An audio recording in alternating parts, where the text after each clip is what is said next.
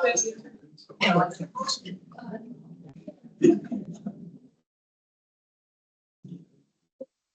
there's like a hushed silence.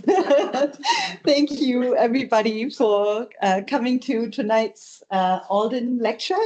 On behalf of the Alden Scholar Series Committee, I would like to welcome you to the 19th Alden Series lecture. Thank you so much for joining us in person, and also I think there are some people joining us online as well. The Alden Scholar Series was created over 12 years ago by Milne Library and the History Department at a time of growing focus on digital media. Our goal is to highlight the enduring importance of printed books in how we do and how we share our work. With this series, we celebrate recent faculty research, scholarship, and creative activity that has been published in book form. Lectures are held here in the Alden Room, which I'm guessing most of you know this, but it houses the university's special collections and archives, and it is open for research. The room is named after Jessica Alden, the first librarian of Oneonta Normal School. Many people have made today's event possible. My fellow members of the Alden Scholar Series Committee, Mary Lynn Benson, Matthew Henley, Heather Stalter, who can't be here tonight, Danny Norlander, Megan Palmer, Sophia Dunn, and Nicole De Silva.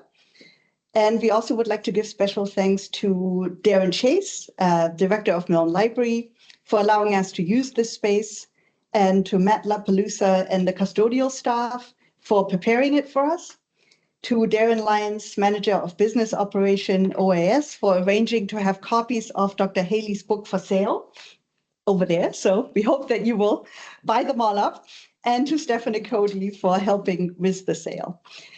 Mark Farrell and Derek Beck from IT for helping set up technology, and Laura Lincoln for facilitating simulcast to alumni. And Heather Stalter and Dr. Haley's research assistant, Natalie Beninati, created an exhibit, which you can view outside after the event. And finally, we'd like to thank Alyssa Antoni, our student photographer, who was here this evening. Thank you. Heather Stalter asked me to give you a few reminders. In order to keep the archival materials in this room safe, please do not eat or drink during the presentation.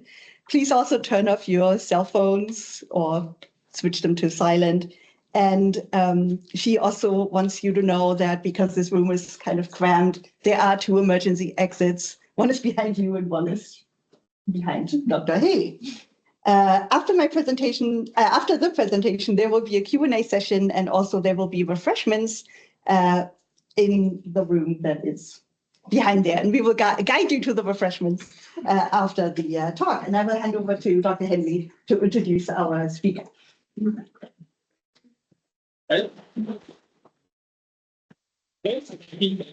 Professor Harder.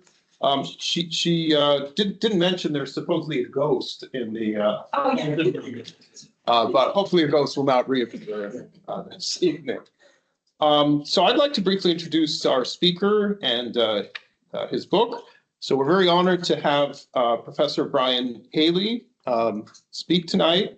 Professor Haley earned his PhD in anthropology from the University of California, Santa Barbara in 1997, after working 2 decades in cultural resource management. Before joining SUNY Oneonta in the year 2000, he taught at UC Santa Barbara and UC Riverside. He's a fellow of the Society for Applied Anthropology and a recipient of the SUNY Chancellor's Award for Excellence in Scholarship and Creative Activity. He's held fellowships at the Woodrow Wilson Foundation and the University of California Institute for Mexico in the United States.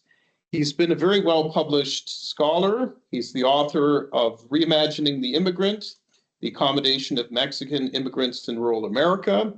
He co-edited another book, Imagining Globalization, Languages, Identities, and Boundaries, with Larry Wilcoxon. He wrote an influential article, Anthropology in the Making of the Chumash Tradition, and a second one, how Spaniards became Chumash, and other tales of ethnogenesis. Other writings of note include an article entitled Better for Whom?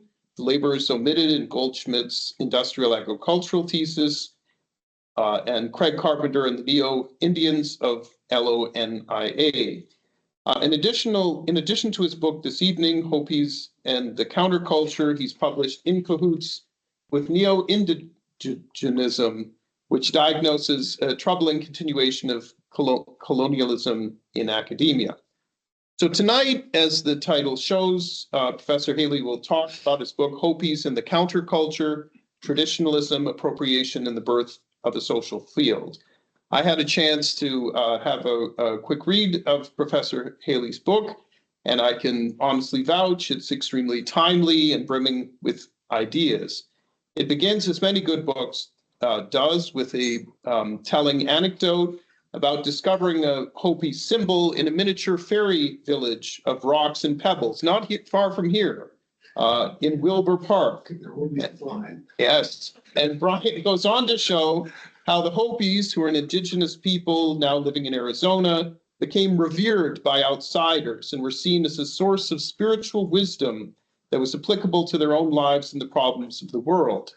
As he will show in detail, the Hopi culture was continually misrepresented and appropriated by a collection of non-Hopi historical actors who interacted with the traditionalist Hopi faction over a 40-year period from the 1940s to the 1980s. So in this fascinating book, there's a plethora of characters. You meet anarchists, metaphysical seekers, writers, radicals, environmental activists, and hippies, all of whom use their version of Hopi culture to forward their own agendas and ideas. Within his book, Haley looks at the attractions of primitivism and the adoption of false indigenous identities by non-Hopis who seem to transform themselves into, quote, neo-Indians. At times, as you read the book, I must admit, some of these folks seem downright annoying as they stole and often destroyed actual Hopi settlements and cultures, but he looks at how they created a new social field to spread their ideas. And Brian will explain the complex process, the implications on identity and stereotyping. He ends his book with a great line worth repeating for us to think about. In a closing anecdote, he talks about a Hopi tour guide who's exasperated on the reserve, showing them around, and they're completely hoodwinked by reading these false creations of Hopi culture. And they keep repeating their interpretation of this man's own culture to him. And eventually he turns to them and he says, "We're not into this stuff. We're not all that cosmic. We're just people." And those are words to live by. So we look forward to Professor Haley's own words of wisdom. And after he gives his talk, as we said, there'll be a question and answer, and copies of his excellent book are for sale. So Professor Haley, please take it away.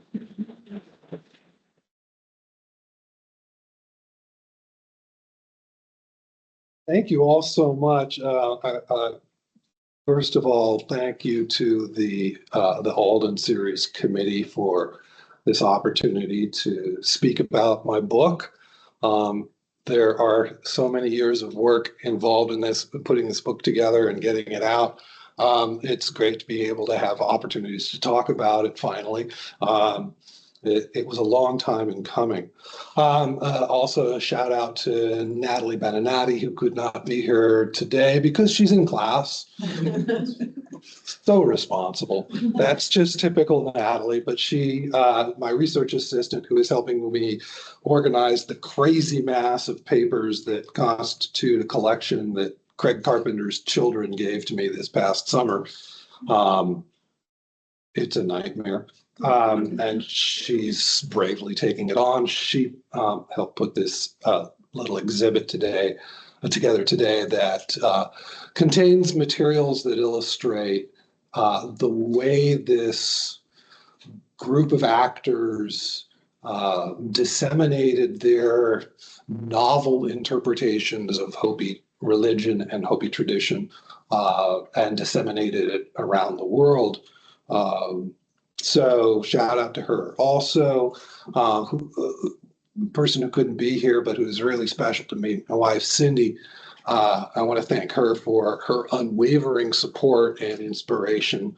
And the book you will find is dedicated to her because she had to put up with me through all of it, and then some. So, and the rest of the time, right? So let's see if I can make this work properly. So, Dr. Hendley kindly introduced the little feature I found one day in Wilbur Park, right here in Oneonta. One day in 2020, during COVID, I was walking my pooch, Layla, through the park, and we came across this interesting little item. It is essentially a little boat made of a piece of bark. It's got a stern and a bow made out of painted stones. It's got painted stones here representing water, little acorn caps representing, I'm not sure what, a little plastic dolphin, a shark's fin sticking out of the ground, a little sailor, some oars. And this is very cute. This is a part of this little ferries path that people created during the COVID crisis here when we were all shut down and people needed some sort of break. What caught my attention about this, though, is the sail. On the sail is the symbol, the Tuakatsi symbol of the Hopi people. And I thought, well, isn't that interesting? We are here in Oneonta in northeastern United States, a continent away from the Hopi tribe in northeastern Arizona. And here is a major symbol used by that tribe. It's featured on the Hopi tribe's flag, for instance. Isn't this wild? I'm pretty sure there are no Hopi people in Oneonta. Can't be absolutely certain, but I haven't met any. So I look at this and I thought, well, that's interesting. I know why it's here, and I bet most people don't. Tuakatsi, this symbol here of the quartered circle with a dot in each quarter. To the Hopi people, that stands for their land. And that's why they use it on their flag. But for non-Hopi people, that symbol has come to represent something much more than that. It's their land as a sacred center, which a cosmological center, with the Hopi people as a source of prophecy about catastrophic end of times and of a plan to survive it, to survive that end of times. That's what this symbol has come to mean to a great many outsiders, non-Hopi people. And it's because of those meanings that it's appeared in Oneonta during COVID. I felt quite confident about that. I haven't tracked down who put it there, but that's what I think. This use of this is linked to a set of beliefs that were assembled after World War II by a group of actors who were not all Hopi themselves. And that's part of what's interesting about it. That set of beliefs entails the idea that traditional Hopi religious leaders protect the entire cosmos, and that the Hopi people possess a unique cosmic consciousness which can transform and save us. So all of this becomes especially relevant in end of times sorts of situations, hence appearing during COVID. Now, how did I know all of it? I'm sure there are not too many people in Oneonta who know all that, but there are people who know all that. I've met some of them and talked about it with them. And they express these kinds of beliefs about the Hopi. In 2012, I gave the Susan Sutton Smith lecture titled Unexpected Histories, Hippies, Hopis, and Ammon Hennessy. And in that lecture, I reviewed something I had just recently uncovered. I had discovered the outline of a unique multi-ethnic social field that had promoted these kinds of ideas, a network of people interacting around shared symbols, roles, goals, and expectations. And this social field forming after World War II began when the Christian pacifist anarchist Ammon Hennessy first learned about some Hopis that had been imprisoned during World War II for draft resistance. At the time I gave that talk, I was still discovering the shape of that social field, but I mentioned this in part to let you know that I've been working on this for a while. So my discovery of that social field was an accident.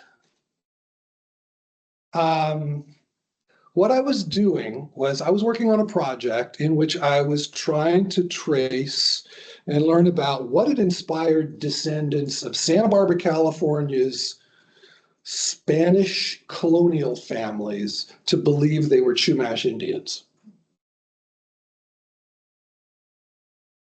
And as I was tracing back the influences upon them, it led to this. And so, okay, I still have that book in the works. So I know what I'm doing for the next few years. So this sort of indigenization of identity has been my major research project for a while. Hopis in the Counterculture uncovers one of the main triggers of the explosion of indigenous identities that swept not just the United States, but other countries that beginning in the 1960s and is still very much going on to this day and represents a significant threat to Native American sovereignty. The book's themes. Oh, I have to click and change slides. Let's do that. Okay.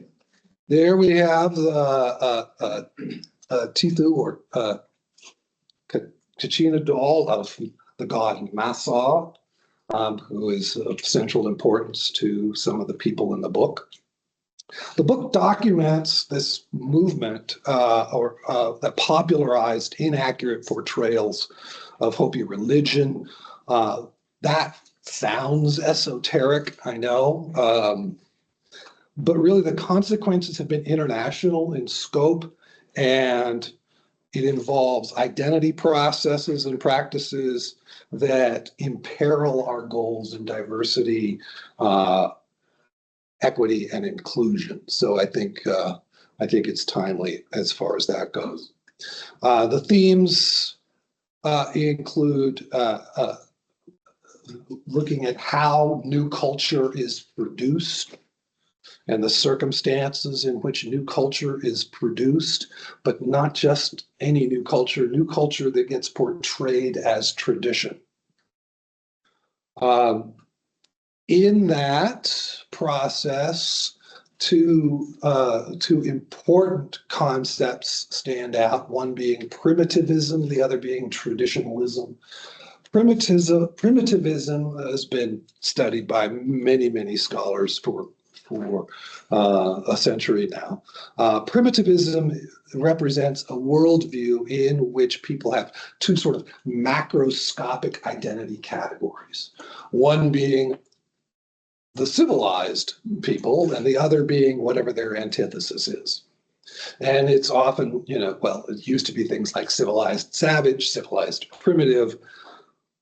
It became things like civilized indigenous, Western indigenous, industrialized indigenous, modern, and so on. That is one really important dynamic here. Another is traditionalism, which is very similar, very closely related. It sets up a similar dichotomy. It engages in some of the same kind of thought patterns, but the idea of old culture versus modern culture and attaching greater value to what is perceived as old. The words are a little tricky. And so I have to be very careful in the introduction of the book. The word tradition can be used in a conventional sense of stuff that actually is old. Traditionalism is a social movement that seeks to maintain or reestablish that which is perceived as old, but pretty normally, most of the time, if not all the time, ends up creating new culture and portraying it as old. Now, going along with those things, the book examines identity shifts, particularly the indigenization of identity, which is where a lot of the problems emerge, including the creation of false or misleading authorities, the appropriation of culture for purposes that are not approved of by the people from whom that originated. Although mostly I focus on appropriation of identity rather than of elements of culture, but it's there.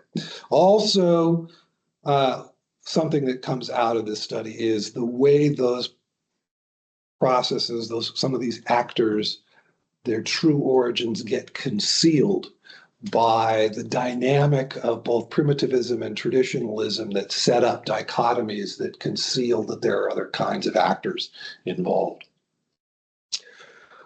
So, there, now you don't need to read the book. Okay. If you are not familiar with the Hopi people of northeastern Arizona, they are a Pueblo tribe, a small but very influential group, the westernmost of the Puebloan peoples of the Southwest. They live in a spectacular location. This is the village of Walpi here, which is the oldest continuously inhabited place in the United States. As you can see, it is on top of a mesa surrounded by sheer cliffs. Yes, those are buildings up there with incredible views. And the Hopi villages are clustered at the tips of three mesas that extend sort of southwestward off of a major landmass known as Black Mesa, where I used to work. They are known for their masked religious ceremonies. The Kachina spirits become embodied by masked dancers who portray various spirits in ritual events. They capture the popular imagination long ago because one of their very sacred ceremonies involves dancing with live snakes. That dance is no longer open to the public due to too much appropriation, let's put it that way, and interference. So you might have heard of some of those things. So that might help sort of put them on the map. Now, some of the key actors in the book, in this study, that were seminal in founding this social field, this multi-ethnic social field that's the focus of the book. There are Hopi people involved whose actions ultimately angered much of the rest of the tribe. Those people, many of these people's names are actually known by those off the reservation, particularly the way over there on the far right, Thomas Banyankia. But Dan Kachongva, upper right, probably the initial figure in beginning to speak about some prophecies, some new interpretations of old stories about this coming end of times and how to survive it. Andrew Hermakwaftewa here upper left, who also added a very important new prophecy. Thomas Banyankia, who served as interpreter, ironically for a traditionalist movement. He was one of the most educated Hopis of his generation, and yet he sided with this group that is essentially a political faction. David Manongia, here another key figure. So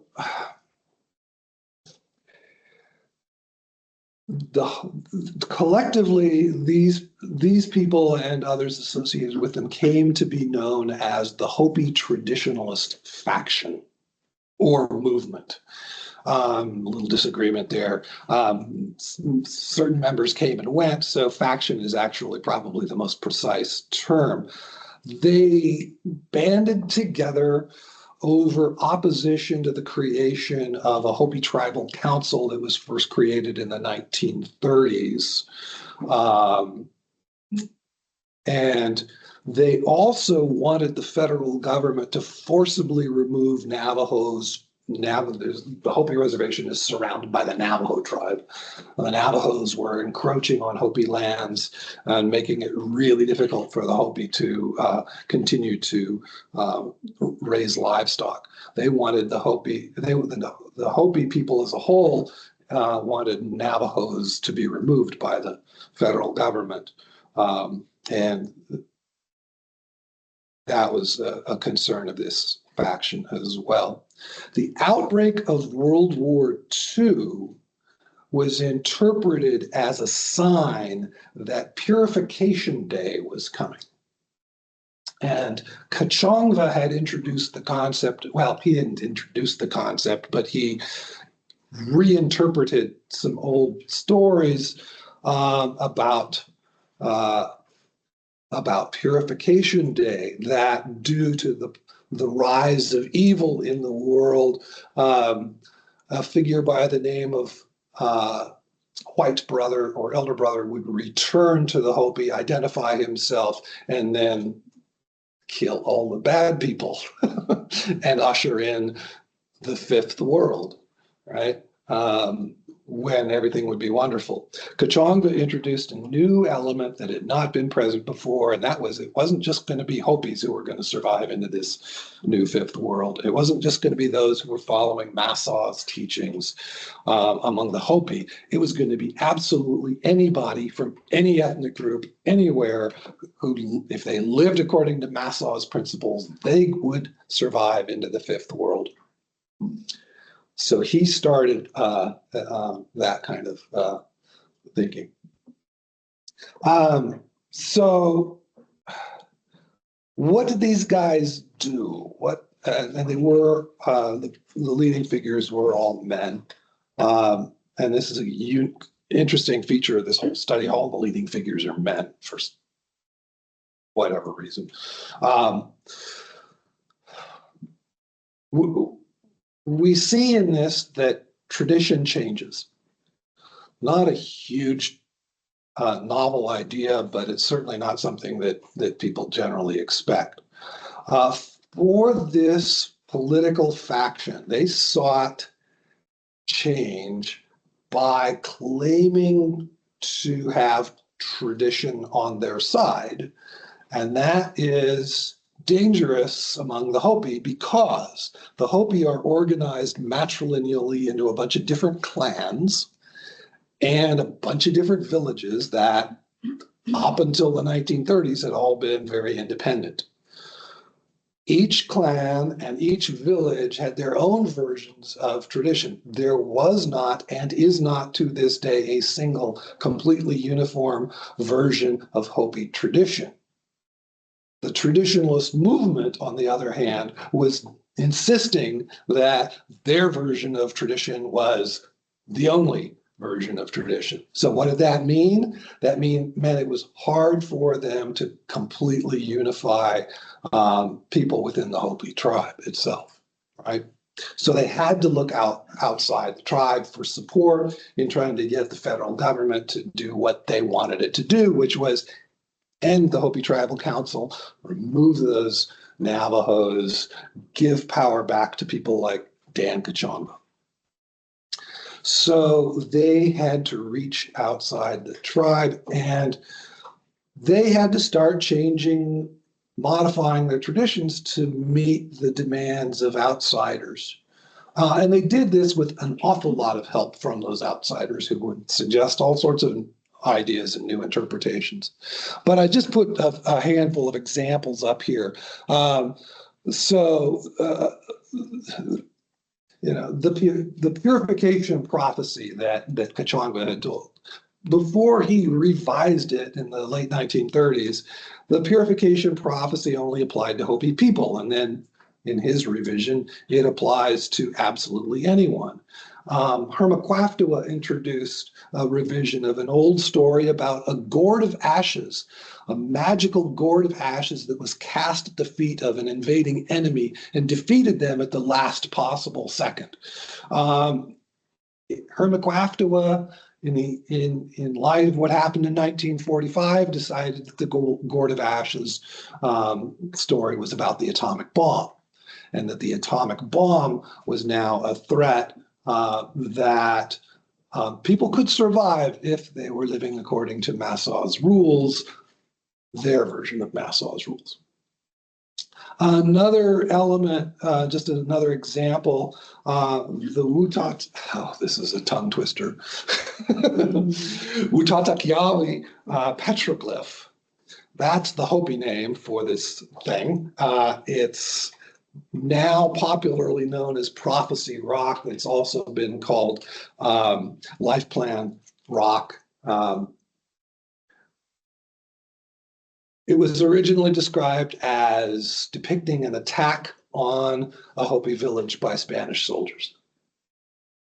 And it was dramatically revised in the 1950s by members of the Hopi traditionalist faction to now represent Massaw's life plan and the doom posed by Christianity's alternative. A very substantial reinterpretation of that petroglyph, which is now a major shrine site. And the little quip that Dr. Henley gave was the tour guide was with people, non-Hopi tourists visiting that site when they were going on and on about how cosmic the Hopi people are. This is Wutatakyawi, the site, the place, and the petroglyph, you could barely make it out right in there. It's on the book cover as well. And that is the first published depiction of Wutatakyawi, of Life Plan Rock or Prophecy Rock. That was published in the great short-lived hippie newspaper, the Southern California Oracle, which was an offshoot of the much more famous San Francisco Oracle, in 1967.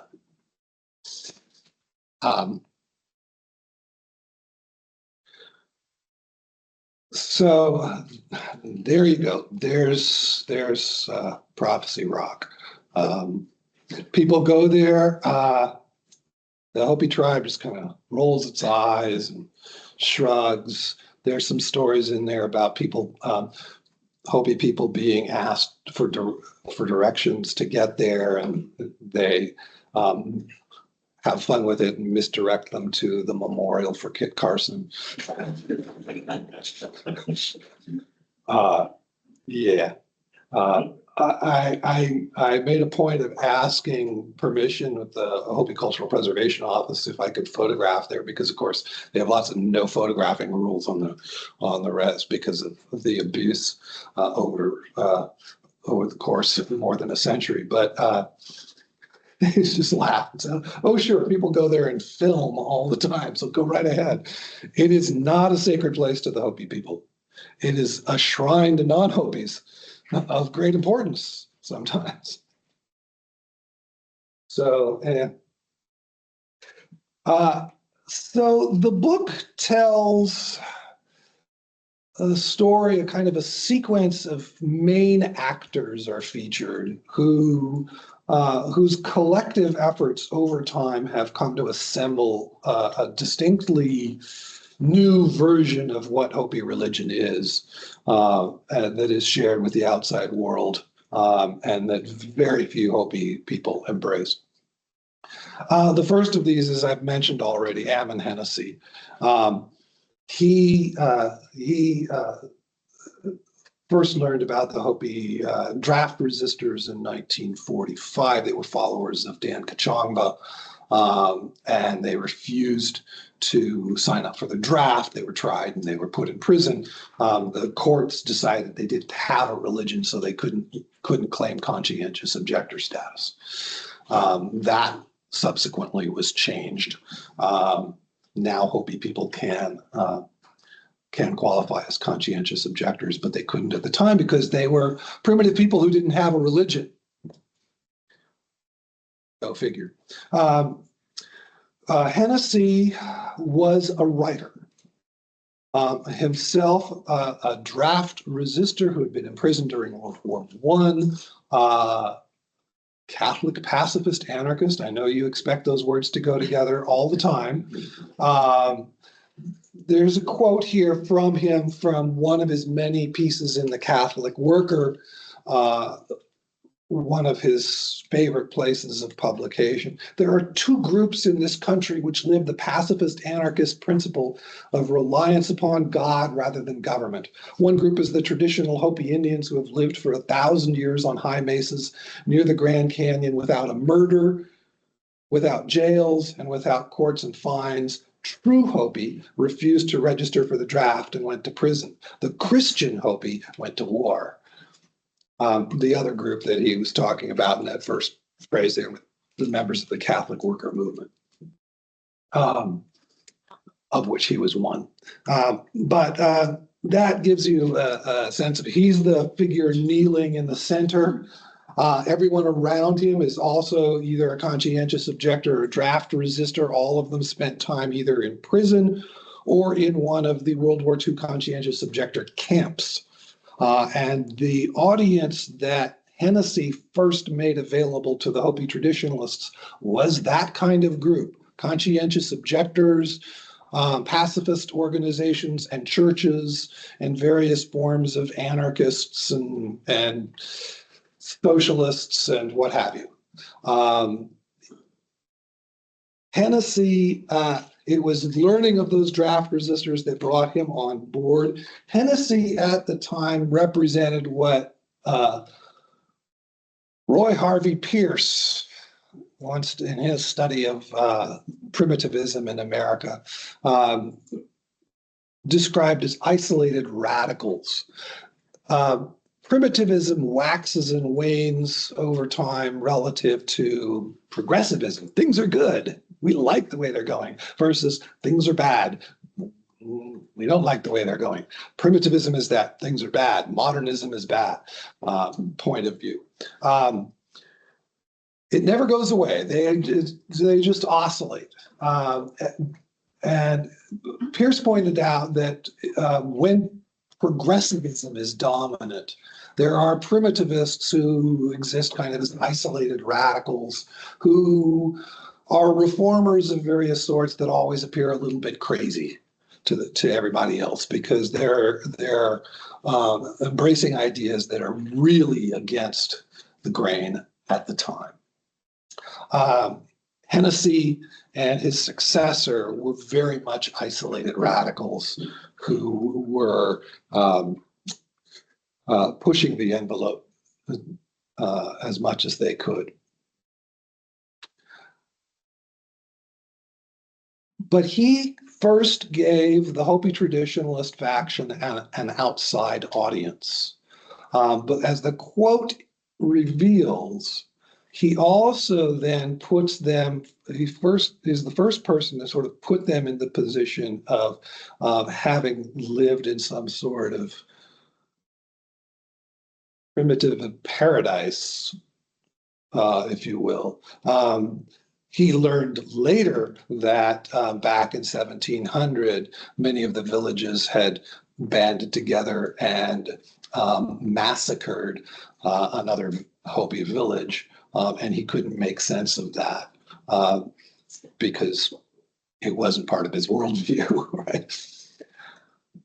So the book's arranged with these key figures and what happens around them and how they make things happen and start to build an image and so forth.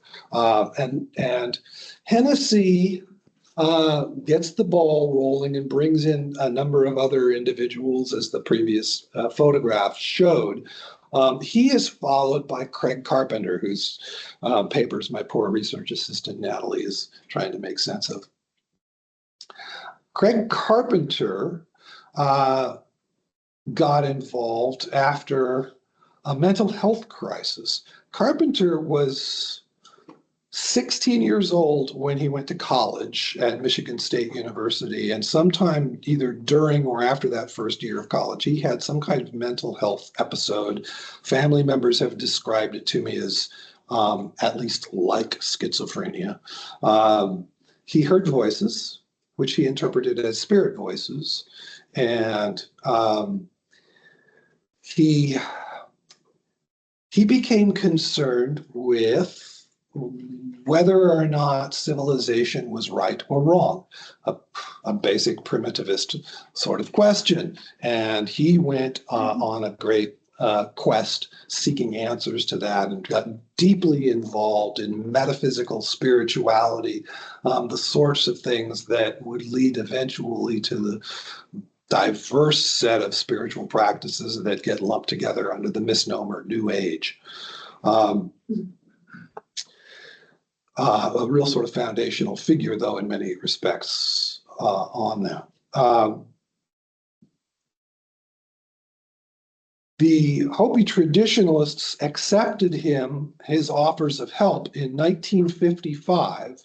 Ammon Hennessy had left in 1953 after a little bit of a disagreement revolving around his political extremism, which the traditionalists were starting to find was maybe less helpful than, than they wanted. And when Hennessy left, they basically lost their publicist. Carpenter worked for a guy, no wages, but worked for a guy who had a little publishing house and was able to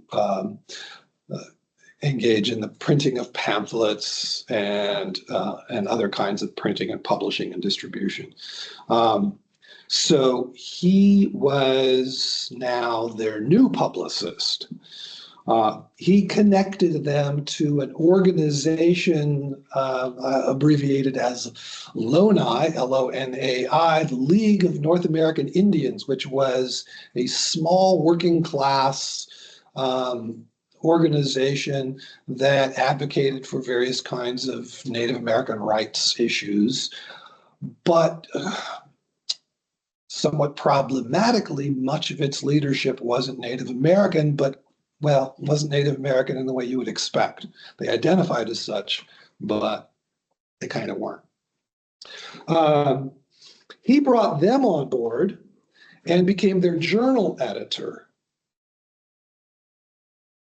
Now, the quote that I've got from him here is one of many statements made in their journal Indian Views, which was published for a very short time in the late 1950s. The roots of the Hopi stand reach as time will show to every man on earth and contain the cause and cure of our global crisis. That's the whole prophecy plus how to live part that I mentioned previously. In talking with tribal religious leaders across this land, it becomes increasingly evident that long-range prophecies and instruction specifically designed for these days were given by the Creator to each and every group of the first men he planted here. Now, a whole lot of those tribal religious leaders are what I will call neo-Indians, who were people who did not have Native American ancestry but identified as Native Americans.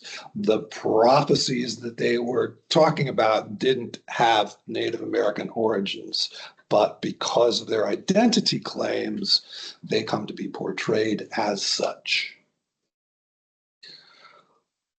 So Carpenter became a key voice for the Hopi traditionalist people. Now, it's unlikely that you've heard of Hennessy or Carpenter before, but maybe you've heard of this gentleman, Frank Waters, rather famous Southwestern writer, published an awful lot of books, was nominated many times over for various high status literature awards, never got them, or never got the one that the Frank Waters Society thought he should have. He was in the circle of the heiress Mabel Dodge Lujan in Taos, New Mexico, that included such people as D.H. Lawrence and Georgia O'Keeffe, which was known for its romanticization of the peoples and cultures of the Southwest. He was well connected. He undertook a project in the late 50s with Oswald White Bear Fredericks, upper picture there, another of the very few college-educated Hopis at the time, and a clan brother and cousin of Thomas Banyankia, interpreter for the Hopi traditionalist movement. The Book of the Hopi, which was published in 1962, emerged when Oswald White Bear Fredericks attempted to insert himself into Hopi politics as someone who was not initiated into Hopi religious societies. He was not really eligible for that, nor was he of the proper clan to ascend to the office that he hoped for. He lacked those traditional qualifications, and he had converted to Christianity when he was away at college, so he wasn't going to get the position he wanted. But he had hopes. The project that they initiated together was intended to give the traditionalist faction's version of religion. But a power struggle ensued really before they could fully get the project started. And David Monongia and Thomas Banyankia opposed Kachangwa's desire to cooperate and basically prevented Waters from having the access that he had hoped for. And so Waters never became as close to any of the Hopi people as Hennessy and Carpenter did, because they were completely committed to the traditionalists. Waters had his own metaphysical ideas and goals in mind, which are illustrated by the quote here from one of his earlier books, which reveals his profound influence by the metaphysical spiritual tradition known as Theosophy. A new race is rising out of America with a culture and a civilization the world has never seen. A god, race, and civilization neither white nor red, neither blindly materialistic nor spiritually withdrawn into itself. This is our new destiny. He hoped Book of the Hopi would inspire a revolution in consciousness. He'd been working toward that for quite a long time in a number of books, and this one was by far the most successful. Book of the Hopi became a bestseller. It's in at least 7 languages, so it has global distribution and has really been extremely influential and is really despised by the Hopi tribe, which tried to block publication and failed. It's a deeply flawed book. His methods were horrible and included such things as his sources did not have authority according to the traditional norms of the Hopi people. His personal spiritualism was really the guiding principle behind it. So now that appears at the end of 1962. So 1963, this is really showing up on bookshelves everywhere. And gosh darn it, people are starting to get upset with the Vietnam War and other things. And in places like urban California, a counterculture is beginning to emerge that really needs alternative sources of how to live. And if you're critical of the way things are going, you're looking for something you perceive as its antithesis. Native American cultures started to become one of the great sources of inspiration. Now, the next set of actors involved in this were a group of radio personalities in Los Angeles known as Radio Free Oz, and starting to put together performances under the name the Firesign Theater, by which they became really well known. And the Library of Congress, which houses their collections now, will tell you that they are the Beatles of comedy. And a wonderful book was just published the same month as mine by Jeremy Braddock at Cornell that looks at their early work. I recommend it highly. Braddock's in the literature department and approaches it as verbal art forms. Great stuff. They were quite revolutionary in terms of their radio, their recording techniques, and their style of performance. But okay, they had a radio show. Late night, call-in counterculture stuff where people would call in when they were high on LSD and want to talk. Sure. And tarot readings. And, oh, let's talk about the religion of this particular group or that particular group and get inspiration from it. One day on the air, Peter Bergman and David Osmond were discussing Book of the Hopi. And listeners who heard that, who knew Craig Carpenter, brought Craig Carpenter to the studio and introduced them. And Craig Carpenter then took members of the group to Hopi, to the village of Hopevilla, Dan Kachanga's village, where they got to observe the Soyal ceremony and interview members of the traditionalist faction and use materials then to put together radio documentaries about the Hopi traditionalist movements, goals and claims, complaints, and everything. And so they got lassoed into that. They organized then a colloquium, a public event where leading figures of the Hopi traditionalist movement and their allies in Loni came and spoke as traditional Indians to all of these hippies and anyone else who was interested, which included a huge number of people from Hollywood. In Los Angeles, and the ad for that from the KPFK's publication is in the middle there, and you can see that they used a snake dancer as art to illustrate that, so that people would know what they were getting into.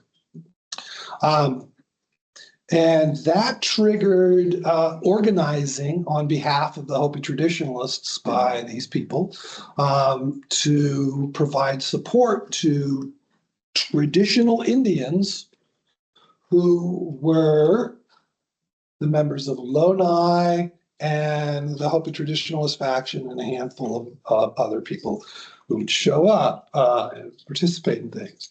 They were the members of the Firesign Theater also then put together additional radio documentaries. So they participated in some of that organizing work, and they were really well connected with the underground press of the period, both locally in Los Angeles and beyond. That underground press also created a national organization. So the stuff that was put into print in Los Angeles or San Francisco was available to the press around, members of the underground press syndicate, UPS, around the country and even in Canada. So they disseminated some of that there. Now, an interesting shift has happened here. Hennessy and Carpenter were Pierce's isolated radicals who had to work really, really hard to build audiences and so forth. This is a point at which there's a huge shift in popular opinion about the direction that America was going, right? The Vietnam War wasn't going well. Kennedy and King got assassinated. The civil rights movement had some successes and some failures. Some people felt it wasn't progressing enough. We had been experiencing cultural repression for a few decades in the Cold War with J. Edgar Hoover's thugs. And, you know, there was a whole lot of need for alternatives. Primitivism went like that. And these guys had an audience that was way bigger and acted much faster than those previously. They did one thing that kind of grew out of this that eventually was a factor in causing members of the Firesign Theater to back off and say, wait a minute, this isn't right. There was a big effort to organize a Hopi hippie be-in at the Grand Canyon that was an insane idea and was really just intended to satisfy the spiritual needs of the hippies. So, you know, the Firesign Theater's members, although they got all this stuff started and rolling and triggered a whole lot of change, within a pretty short period of time began to perceive the situation for what it was, in which outsiders were appropriating ideas from the Hopi for their own purposes. And they started to perceive this as a form of colonialism and backed off, and their writing shifted from being really kind of pro-traditionalist to being, okay, pro-social justice for Native Americans, but let's criticize the appropriation of the counterculture. And so their work shifted thematically in that fashion.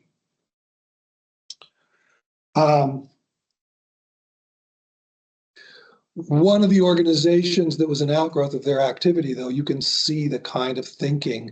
This was from the statement of purpose of the organization known as Friends of the Hopi that funneled funds mostly from California to the Hopi traditionalists. We cherish the traditional Hopi religious elders as spiritual guardians of the continent who understand that there is one earth, one truth underlying all diversity, seeming division or separation, who, through their prayers and a yearly ritual cycle, help to maintain the balance of nature.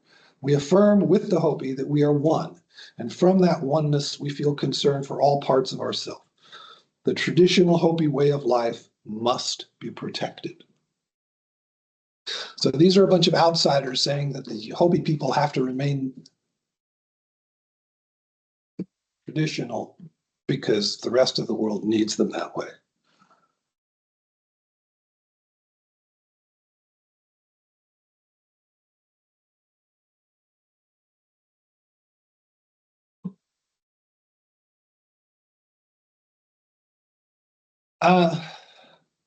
So as I said at the beginning, what brought me to this was my interest in people who are not of Native American backgrounds, taking up Native American identities. How does that happen? What does it do? This is a big part of what I've been studying for a long time. And I first encountered it during my undergraduate days back in the late 70s. So I've really kind of been involved with it one way or another for my entire career, even though I clearly have done some other things. One of the things I discovered in this research is probably the first sort of socially, culturally significant cluster of neo-Indians. People who have indigenized their identity from a previous non-indigenous status. Loni was full of them. Vine DeLorean didn't figure that out. He lauded them at one point as being true Native American rebels. He got duped. Now, in addition to these, we've had Craig Carpenter reinvented himself as Native American in association with his taking up the cause of the Hopi traditionalists. He clearly believed that Native Americans have potential superior consciousness abilities. Frank Waters, similarly, the same thing, and he actually made the transition earlier, but he wrote, really it started out, and I've traced how this happened. I had to engage in literary criticism, for which I am, of course, very highly trained in anthropology. The chapter on Waters traces how he made that transition by basically writing it in a trilogy of novels that he wrote, and then later on saying, oh yes, it was autobiographical. It was autobiographical fiction, and duping people into believing that, and so on. Loni's leadership here,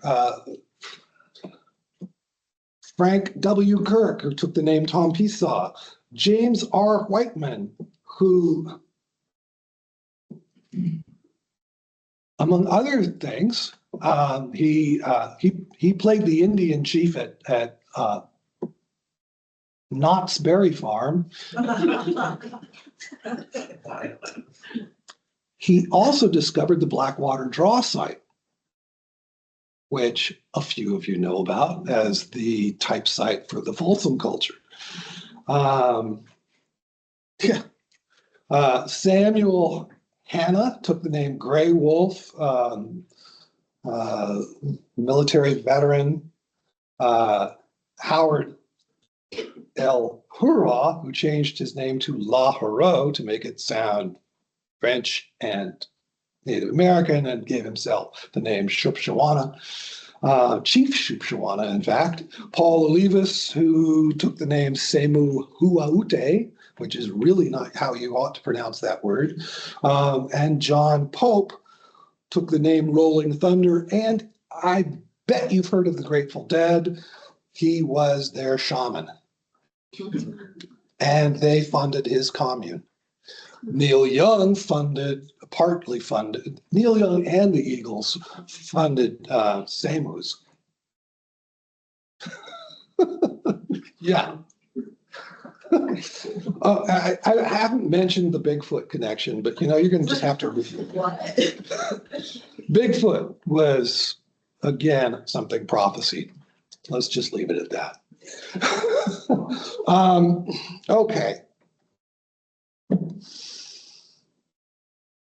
So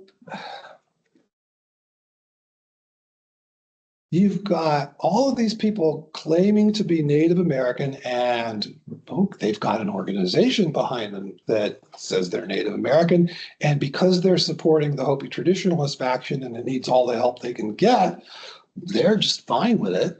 And gosh darn it, the press comes around and you've got a bunch of people claiming to be members of different tribes who do things like make statements saying, oh yes, these Hopi people are vitally important because they save the earth. So on the left there, the press covering meetings held by the Hopi traditionalists, which were basically meetings where this steady stream of outsiders would come and visit, and lots of speech making would occur. Indian visitors offered words of great respect and encouragement, pointing out that the Hopi were the very last tribe that had been able to stand in their original purity. All other tribes looked to the Hopis as the people of a sacred and special land, people and land that must not be destroyed. They pledged their undying support to their Hopi brothers. Who are all those other tribes? It was that group of people on the previous slide.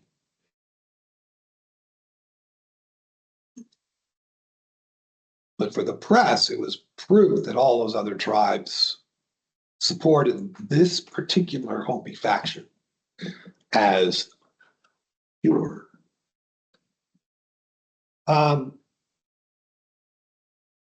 Hennessy, Carpenter, Waters, some of the other figures up there were often invited to give talks in colleges and universities, everywhere from UCLA to Yale, to speak as authorities on Native American culture, religion, spirituality, etc.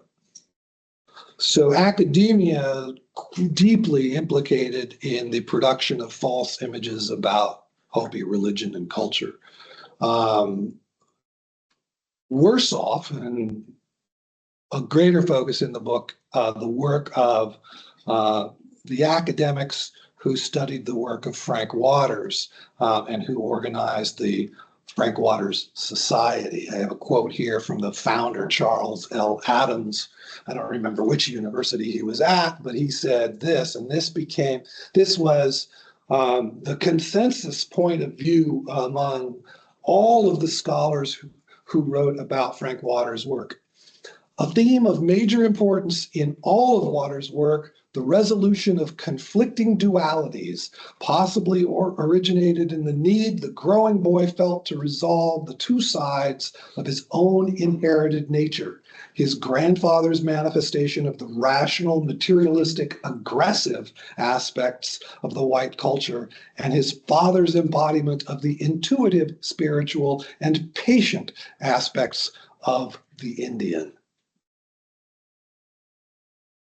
Talk about primitivism, right? He's got that duality laid out. This depiction of Waters' motivation and work, the sources of his motivation, his own family background, trying to resolve the conflicts of the white side and the Indian side. They all agreed that's who Waters was, and that was the source of everything he wrote about. He wrote it up as fiction in a novel, and then told people it was autobiography. He had no Native American ancestry. He had no history of affiliation with Native Americans. He fabricated a bunch of childhood experiences in order to make it seem like he and his father were Indians. Academia bought it hook, line, and sinker, which is not unusual. It has been variously estimated that somewhere between 25% to 50% of academics in colleges and universities who identify as Native American are Neo-Indians instead.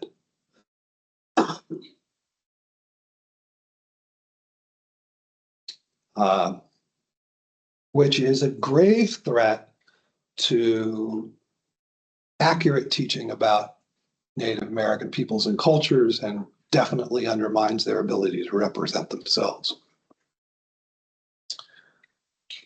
So this book documents the beginnings of this whole modern trend. And that's really kind of a good place for me to leave off. Basically, what we learn here are a couple of key things. Popular representations of Native American tradition haven't originated just among Native Americans. And the role of Neo-Indians in creating those representations is greatly underestimated. And various media and institutions are deeply implicated in creating a lot of false imagery. So I will thank these people, and you'll notice down here, Dr. Eric Hosselton and Dr. Kristen Dwyer saved my life 2 years ago and made this book possible.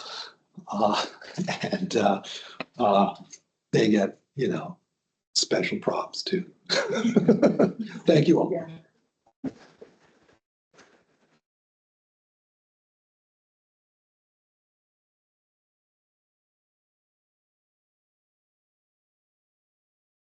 Okay, so thank you, Professor Healy, for your talk, and we entertain questions from the audience. We have an actual audience and a virtual audience as well. So if there are any questions in the chat, we can just have them read out. And Professor Haley's here. And for any students that are here, if you need to leave credit on the way out after the question and answer, Professor De Silva there has the magic reader for you to scan. She's Magic. I think I'll be at the door. Or she'll be, okay, you will be here. Yeah, wherever you situate yourself. It's appropriate that it's magic. Yeah. Okay, so are there any questions for get us started?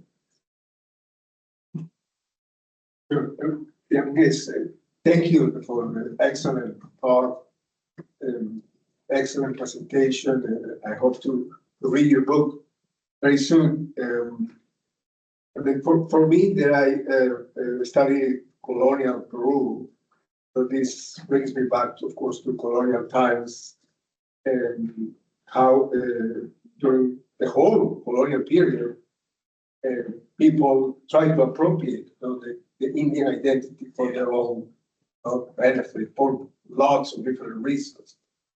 In the 18th century, especially, because by the 18th century, the society was so established, the colonial systems was so mature, it was, the laws were sort of well for the Spaniards, no? República de Españoles, la República de Indios. Yeah. No, you have that really well organized and in the judicial system, the legal system work, produce lots of laws and way to defend, especially natives, defend their rights and prerogatives. So the mestizos were in the middle. So what do you do in order to survive in a system like that? You have República Española, República Indies, you become Indian. So that a lot of them don't present themselves, no, I'm Indian. Yeah. Other people say, no, you're not Indian, you're mestizo. Yeah. And he just wanted to use that, create that identity in the Indian identity, because that was the term that they used. Sure. Indian. It's a very uncomfortable term still for me. The history of the term itself.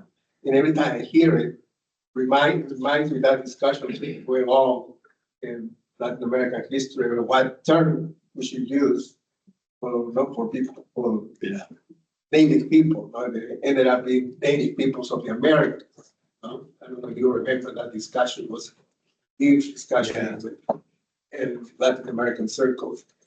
And so what do you do?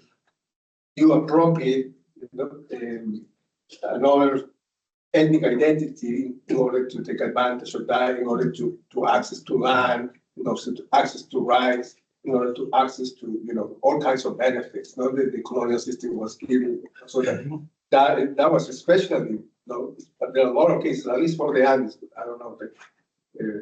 Other parts of the Americas, they use that to advance in some way or another, in the system. And that sort of reminds me of that. Of course, this is different. This is the contemporary issue. In Peru too, there are a lot of people that are also appropriating it and so on. But There's a book on different it. type of discussion. Right. It's a different type of discussion. Because it's a much more complex. And now, so we are discovering the Amazon. And then in the Amazon, you have all these, at least 40 completely new identities. Yeah. That are sort of becoming part of the mainstream Peruvian identity, So now we're discovering that we're Amazonian too. Yeah. So some people are sort of using that for lots of reasons. The funny thing is, some of those people are just migrants from the islands. They're moving to the forest. Yeah, it's very interesting. But that appropriation of the identity is very common in colonial time. Of course, in Republican times even more. So even rich people. I don't know. 2 years ago, this very wealthy, super wealthy Chilean, one of the wealthiest men in Chile, Salvador Piñera, who was the president of Chile. He died in a helicopter accident. Everybody was shocked. And he claims that he is a descendant of white Shabbat. Yeah.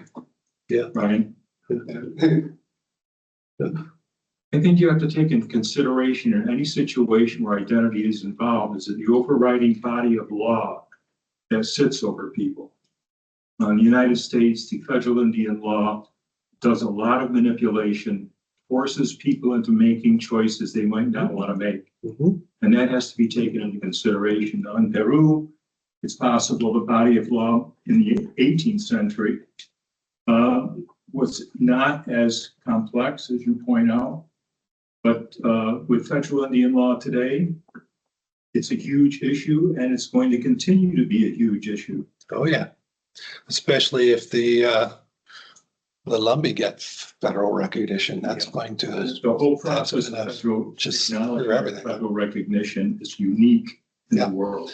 And so here in the United States, as Bill is saying, there's this legal system Indian is a protected identity of sorts in the United States that distinguishes it from other kinds of ethnic or racial identities in the United States because of body of treaty law and so forth. Under the Spanish Empire, you have the República de Indios and so forth, which is a different body of law, and also because of the different approaches of the Spanish Empire versus the British Empire, you get different sets of identities being created over the long haul of history. Some of you know my work on Chumash identity, one of the articles that Matthew mentioned, How Spaniards Became Chumash and Other Tales of Ethnogenesis, where I follow family lines and I trace through all the different identities that were embraced by those family lines. And those were family lines that I could trace from Sonora and Sinaloa on up to California from the 1750s to the present. And they passed through a period of Spanish control, period of Mexican control, period of US control. And there are all sorts of interesting identity shifts that take place there. And once you've kind of mapped that out, you can look at the circumstances that lead to identity change and try to figure out the processes involved.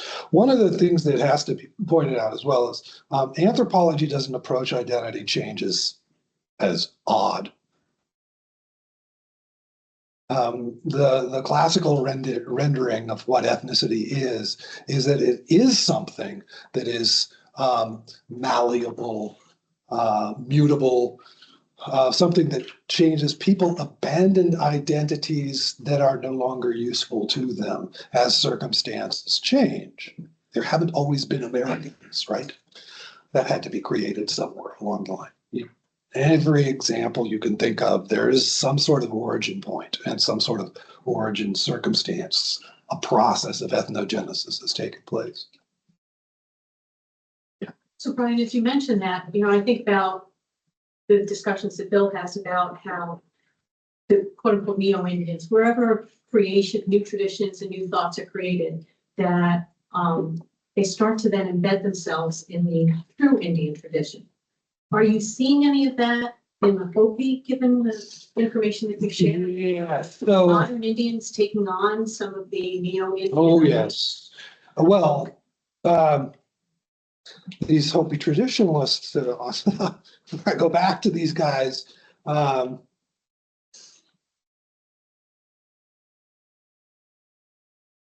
Kachongva and Andrew Homerkwaftua willingly reinterpreted Hopi tradition to make Massa align with outsiders' conception of the creator or the great spirit.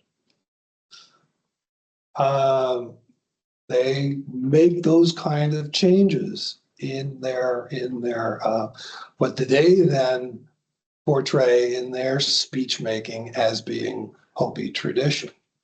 Now, when those people were out of the room, I bet they were saying something different because they knew better. Spider Woman was the creator, not Massa. Who is today in negotiations over repatriation and relationships with museum and archaeological controls? Who represents the Hopi in their negotiations with the United States government over how museum collections are going to be treated? Is it anybody from this faction, or is it the actual tribal council? This faction has died out. Okay. So the social field lives on among non-Hopis. Non-Hopi. There are maybe a tiny handful of people who are still on the Hopi reservation who are still kind of enthralled, but they're young, and basically they got their version of Hopi tradition from Brightwater's book. The quick answer, the Hopi Tribal Cultural Preservation Office is the organ that handles that. They are a branch of the tribe, so official government. The interesting little side story is the Hopi have a cultural center there. I can't even remember the name of it, but they've got a little gift shop. And they were so used to people asking for Frank Waters' book that they eventually decided to stock it because that's what people wanted. And it makes them money, so. So signed copies too. This is authentic. Yeah, well, he's dead too, so, Although, if he ascended to the level of consciousness that he was seeking, maybe he could still somehow sign it. How would artificial intelligence now actually present to us what the real Hopi are? Because there's far more false written than right. How would we ever get it right? You wouldn't. Besides by your book. You wouldn't. If you Google Hopi prophecy, you will fall down this rabbit hole. You will find so much material that you'll be astonished. And it's all this stuff. The web is not a reliable source of information on Hopi religion. Period. You mentioned and how there's a Hopi name to it, but then it became this sacred place to not the Hopi. Yeah. How does that work, and how does it not become a sacred place, or was it ever?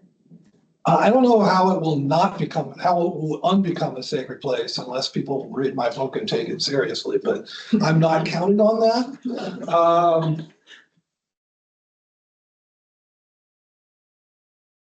A lot of tourists go to the Hopi mesas, and many Hopis have found that they could make money as working as tour guides, and they cooperate with the Hopi Cultural Preservation Office. There are places that they don't want tourists to go. There are things they don't want tourists to do.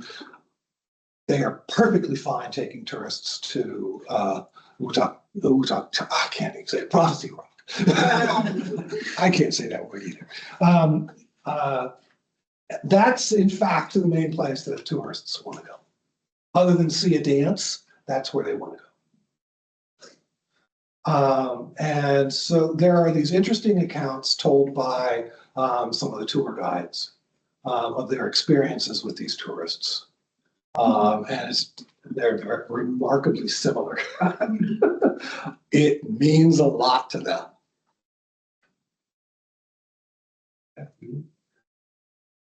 That's me. Sorry. Turn your phones off. Well, sorry, you're pointing at me. I don't know. Is that no. Okay, thanks. So in terms of all the misinformation that's on the internet, does that kind of protect closed practices in a way, or is it just exclusively that?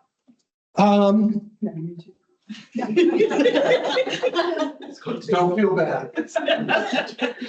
If he can do it, so can I. I think we need to move to the reception. Yeah, right, okay. So no, the spirits are trying to intervene. So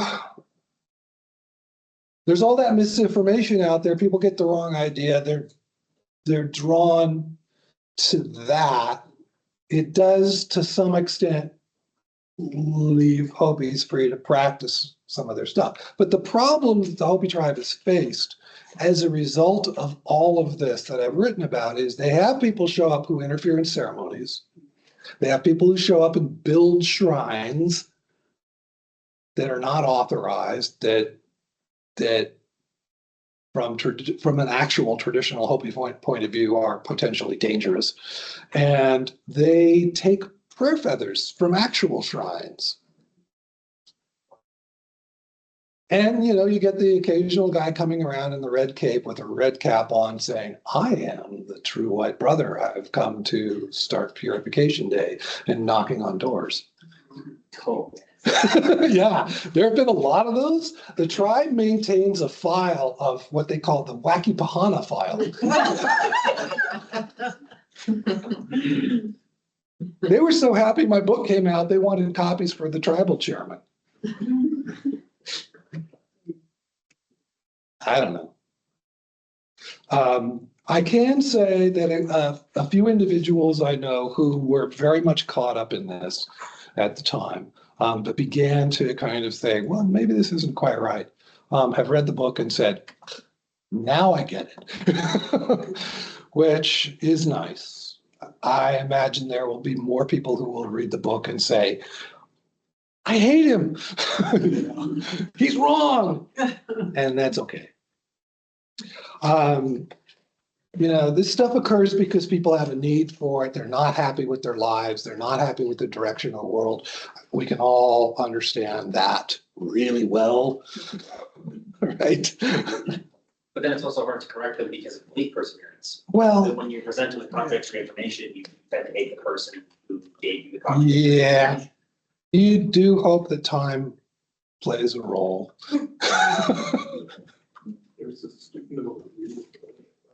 Oh, yes. Oh, I was gonna say, a common theme we've been talking about is the fact that there's a lot of published, not necessarily accurate information on the Hopi. And so I was gonna ask, what was a part of your process for making sure that you were getting it right? Asking actual Hopis and the people who had spent enough time there to penetrate through the BS. There's a superb body of Hopi ethnography with just some absolutely fantastic work. I didn't pioneer all of this stuff, and I was building on some of that prior work. None of those previous scholars had looked at what was going on off the reservation. They had started to see that there was a social field associated with the Hopi traditionalist faction, but they didn't trace it out. And they didn't realize, they didn't discover how much it had done to cause the kind of problems that they were reporting on. They were seeing the people coming to the reservation and engaging in the misbehaviors that alienated the Hopi. So I basically supplied the story of why was that happening. So that's what I did. Let's hope I got it right. You ventured a little into popular culture, so I want to ask you, the film Koyaanisqatsi and Powakatsi, do you have any comments? It's a direct spin-off. The organizing that took place under the inspiration of the Fire Sign Theater was in Hollywood, Los Angeles, Hollywood area. Many of the people involved were media people. And that is kind of a down the line development. It's principally it's inspired by the concepts that are in the Purification Day prophecy.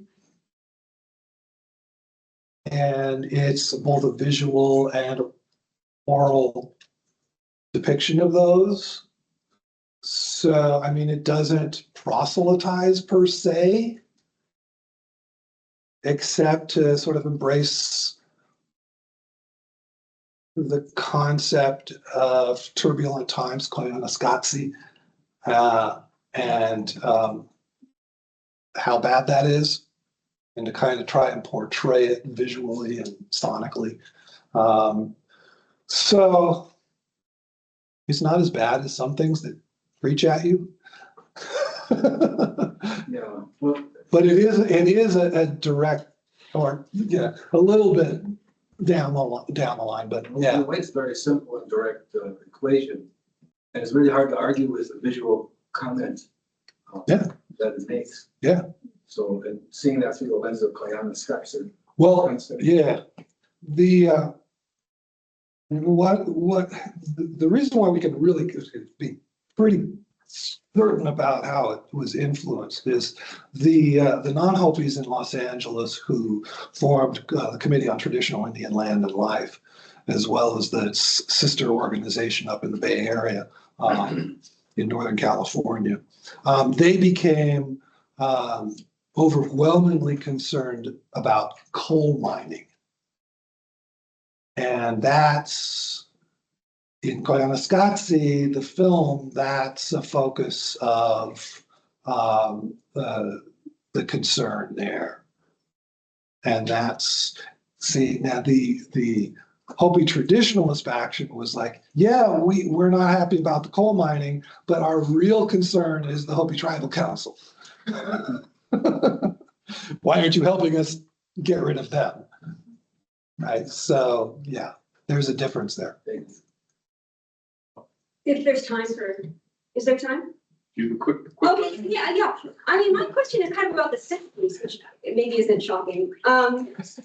But I love this talk, and I'm so happy to know that the Grateful Dead had a shaman, which I didn't know before this talk, and I'm excited to read your book. I guess my question is, obviously in the sixties, there's all these kind of groups that are interested in making a change, and I suppose I would think about them in two broad categories. There's like the countercultural people whose ideas about change were kind of like, oh, if we change people's consciousness, that will produce the possibility of social change. And then there's the people I would say are kind of more new left in the sense that they're like, we've got to actually change politics. We can't sit around doing acid and hoping that changes the way people think. We've got to actually, because of who we are in many cases, work politically.